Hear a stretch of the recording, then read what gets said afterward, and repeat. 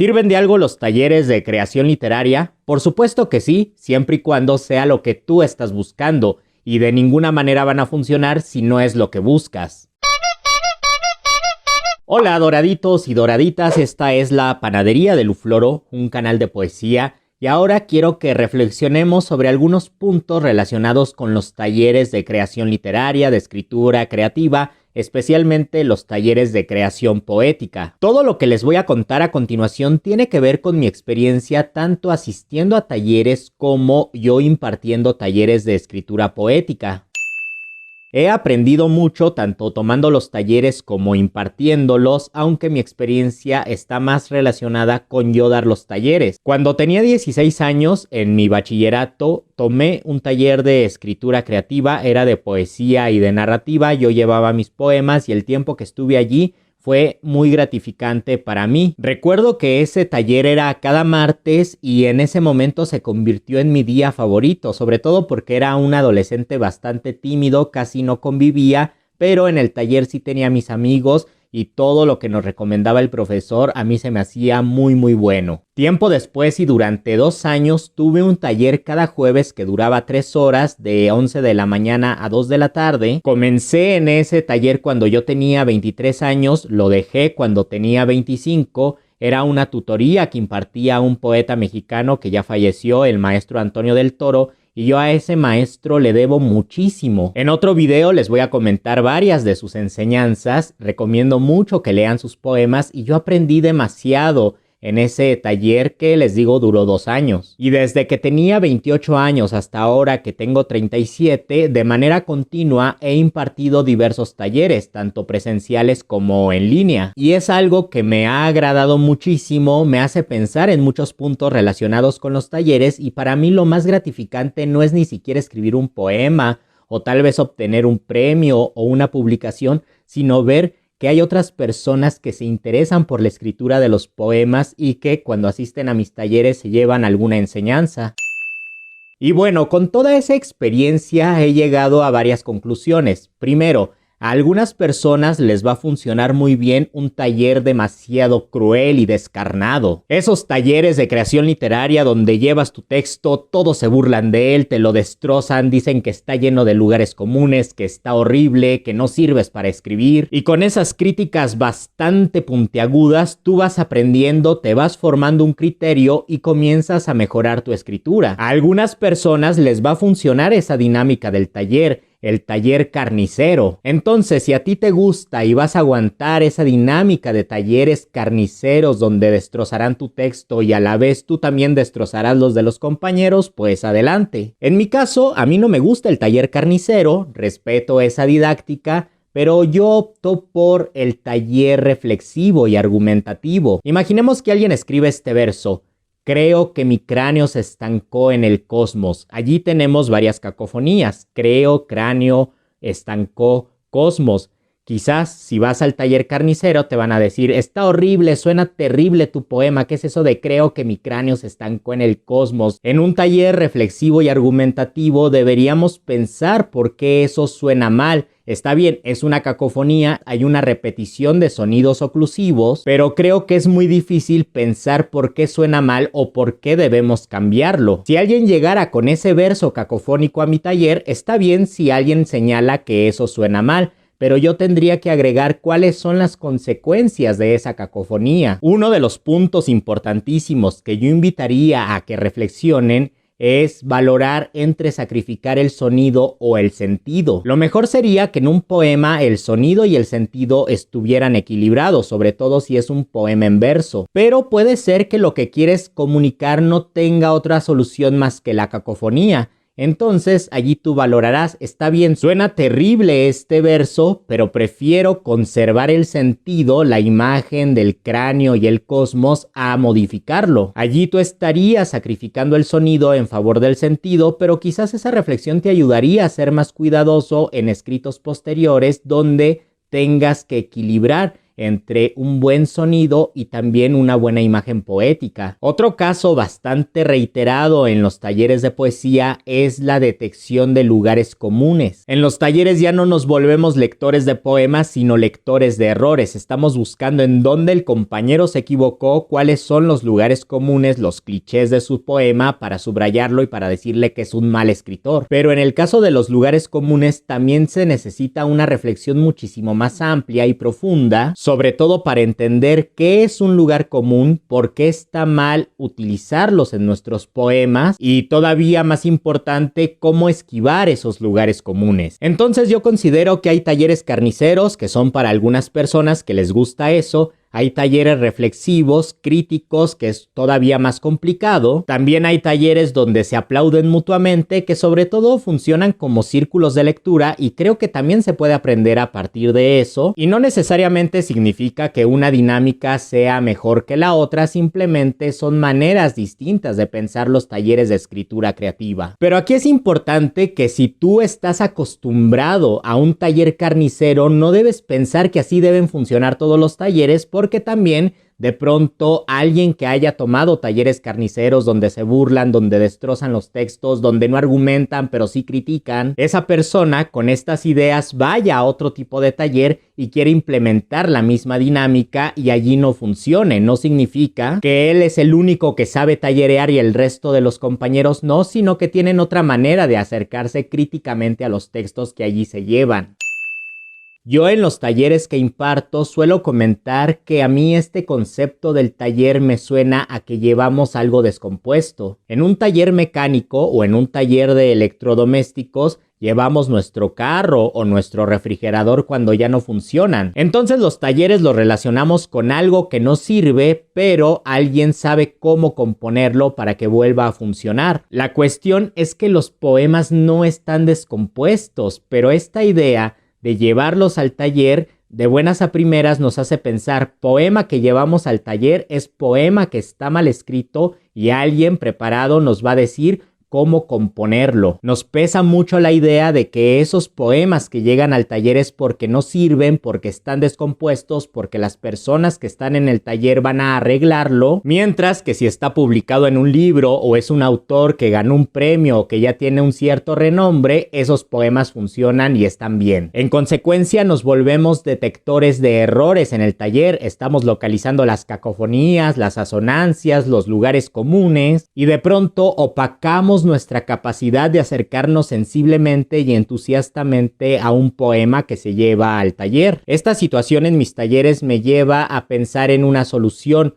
Cuando alguien comparte su poema, yo no lo leo como si estuviera descompuesto, como si estuviera mal, detectando simplemente los errores, sino que intento hacer una lectura como si ese poema ya estuviera publicado y yo simplemente abriera un libro al azar, un libro de poesía y allí apareciera. Entonces, la primera lectura que siempre intento hacer es la de alguien que se interesa por la poesía, que lee poemas, que conoce de poéticas e incluso así puedo reflexionar sinceramente si me gusta el poema, si no me gusta o si veo que hay algunas deficiencias para mí. También en esta idea del poema descompuesto, algo que se acostumbraba en los talleres y que quizás todavía se acostumbre es que llevamos nuestro poema. Las personas del taller y el tutor nos dice cuáles son los errores, cuáles son los aciertos, qué le tenemos que ajustar, qué le tenemos que quitar, qué le tenemos que mover y a la semana siguiente llevamos nuestro poema y nos dicen ahora sí ya quedó, ya lo puedes publicar. Para mí no funciona así, no me gusta esta idea de voy a detectar tus errores y tráelo para revisarlo nuevamente, eso se lo dejo libre a las personas, sino más bien yo invito a este pensamiento crítico a que se acerquen a sus propios poemas de una manera mucho más aguda, mucho más consciente y sobre todo los invito a que tengan una relación mucho más estrecha con los poemas y esto les va a permitir corregir inmediatamente el poema o a lo mejor simplemente anotar las observaciones de los compañeros y del tallerista y en algún momento esas observaciones pueden que les haga sentido o a lo mejor nunca. Y ya en el caso de llevar un poema al taller para que los compañeros y el tutor opine, critique, subraye aciertos y desaciertos, yo he observado que aquí hay 4 ejercicios críticos. En primer lugar, lo que ya les comenté, la crítica carnicera y despiadada. Esta crítica se relaciona sobre todo con detectar errores y también con una poética del taller. Así como hay lugares comunes en los poemas, también hay lugares comunes en los talleres de creación poética. Expresiones como tu poema no me dice nada, hay lugares comunes, sal de tu zona de confort, no estás arriesgando, solo estás jugando con el lenguaje pero no me estás mostrando tus entrañas, son muy comunes en los talleres de poesía. Y estos clichés, si nada más los dejamos allí, no nos van a ayudar para un pensamiento crítico y reflexivo sobre nuestro trabajo poético. Está bien opinar sobre cacofonías, lugares comunes, o riesgo o zona de confort, pero tendríamos que elaborar más esas opiniones y allí está lo verdaderamente difícil. Esta crítica carnicera creo que puede ser nutritiva siempre y cuando se elabore, se argumente y haya una reflexión muchísimo más amplia de algún fenómeno poético que llame nuestra atención. Y cuando se elabora, se argumenta y se reflexiona, está de más la burla o las ganas de destrozar el poema del prójimo porque ya tenemos un pensamiento mucho más crítico. Todos estos lugares comunes del taller, desde mi punto de vista, pueden ser peligrosos porque se crea una poética colectiva. Todas las personas, todos los integrantes del taller más o menos comienzan a pensar la poesía de la misma forma. Una poética es un conjunto de nociones, de criterios relacionados con la poesía. Las poéticas son subjetivas y en los talleres donde falta argumentación, estas poéticas se vuelven colectivas. Todos pensamos la poesía de la misma forma. Entonces, si alguna vez nos dijeron que escribir palabras como sombra, ceniza, amor, pasión, dolor está mal en nuestros poemas porque se presta a los lugares comunes y no reflexionamos más allá, quizás lo asumimos tal cual y todos los integrantes del taller se van con esa idea pensando que si omiten esas palabras ya van a escribir buenos poemas, pero no han pensado críticamente que todo va a depender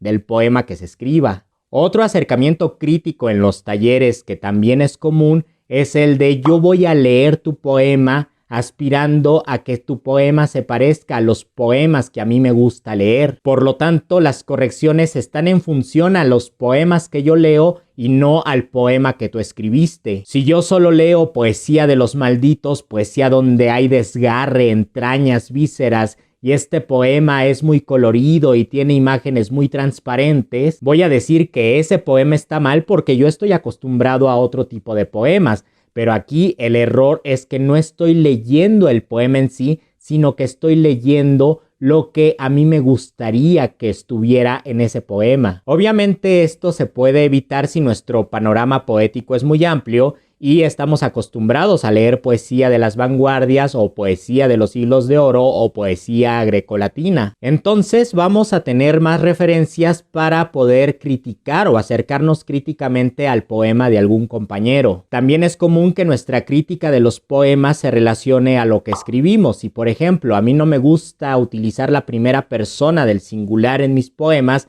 y llega el poema de un compañero, yo le voy a decir, quita la primera persona del singular porque está mal. No significa que está mal, significa que yo en mis poemas no lo hago. Por ejemplo, yo en ese taller al que asistía cuando tenía 23, 24 años, siempre me pesaba mucho la técnica de versificación de mis compañeros, porque yo tenía un modo de versificar que no coincidía con la del resto del grupo. Ahora me doy cuenta de que alguna observación que pude hacer en ese entonces estaba en función de cómo yo pensaba el verso y no en cómo lo estaban pensando mis compañeros. En los talleres que yo coordino, muchas de mis observaciones y comentarios están en función de cómo yo pienso el poema y cómo yo lo corrijo y cómo yo escribo mis propios poemas. Pero sí me gusta recalcar, esa es la manera en que yo trabajo mis poemas. Yo estoy corrigiendo tu poema como a mí me gustaría corregir los míos y es importante que esa otra persona lo sepa para que tome mis puntos de vista como una opinión externa y no como una orden de que así debe corregir sus poemas. Y ahora, el acercamiento crítico más complicado, pero que nos beneficia muchísimo en los talleres de creación, es el que intenta basarse en la lógica del poema que estamos leyendo. Y para eso es necesario conocer mucha poesía, leer muchas tradiciones, para más o menos intuir por dónde va la poética o la propuesta de un compañero. Imaginemos que es un taller de escritura de canciones. Si el tallerista es trovador y tú eres metalero y llevas una composición relacionada con ese otro género musical, el tallerista no lo puede ajustar a los criterios de la trova, sino que debe tener un conocimiento con tu género para, en función de ese otro contexto, poder hacer algunos aportes a tu composición. Para mí lo fundamental de un taller de poesía es que cada persona desarrolle un juicio y una crítica sobre su propio trabajo y sobre todo que vaya construyendo su propia poética, su propia manera de pensar el poema, de corregir el poema, de escribir sus poemas, porque en realidad es el único camino que tenemos para encontrar nuestro verdadero estilo y nuestra verdadera voz en los poemas. Y hay otros aspectos que no he tocado en este video, pero que ya serán tema para videos posteriores. Y quiero decirles, pancitos y pancitas, que si están viendo este video antes del 11 de febrero de 2025, los invito a un taller de creación poética que voy a impartir. Serán 12 sesiones, todas serán en línea, todas las sesiones quedan grabadas. Si tú escribes canciones, poemas o raps y estás en un nivel principiante o intermedio, este taller será para ti. Búscame en todas mis redes sociales o envíame un correo si tienes interés. Tiene un costo accesible y si estás viendo el video después de ese taller, no te preocupes, porque de manera constante imparto cursos y talleres en línea, los vamos intercalando. Entonces, en cualquier momento que me escribas, habrá un taller o un curso que esté a punto de impartir y yo te voy a pasar con gusto toda la información. Agradezco mucho que hayas visto este video. Coméntame aquí abajo cuál ha sido tu experiencia en los talleres. ¿Te gustan, no te gustan? ¿Qué has aprendido? Muchas gracias también por seguirme en todas mis redes sociales, suscribirte a mi canal, activar la campanita y regalarme tu poderoso me embolilla. Y espero no abandonarlos tanto tiempo y pronto tener otro video. Adiós. Poetas.